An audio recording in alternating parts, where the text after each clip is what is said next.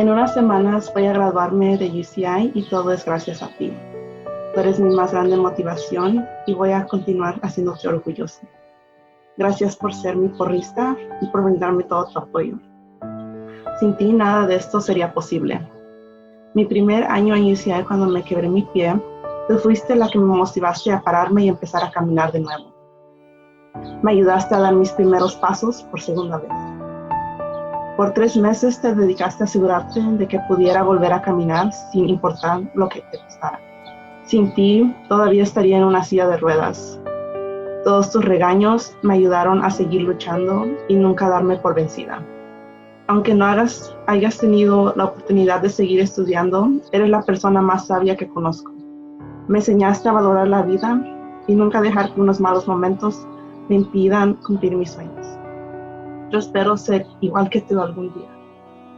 Gracias por siempre regañarme y no dejar que me rindiera. En esos momentos que sentía que yo no podía seguir yendo a la escuela, me regañabas y me decías que le echara ganas. Me decías, ya casi acabas, mija.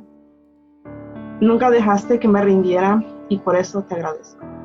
Gracias por hacerme de comer y por asegurarte de que nunca me faltara una comida. Aunque nada más venía de regreso a casa una vez por semana, siempre te asegurabas de que tuviera suficiente comida para una semana entera. Yo no sé cómo lograbas hacer tanta comida en un día, pero yo sé que lo hacías con mucho amor. Tus comidas me hacían sentir en casa, aunque yo estuviera a 1 hora de mi hogar. Aprecio todos tus consejos, tu amor incondicional y nada más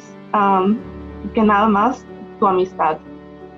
Aunque cometa yo errores en el futuro, yo sé que tú nunca me vas a juzgar y siempre me vas a recibir con los brazos abiertos.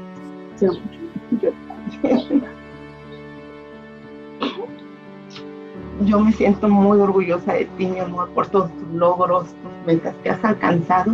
No hay palabras para expresarme lo orgullosa que yo me siento de ti. Le agradezco a Dios y a la vida por una hija.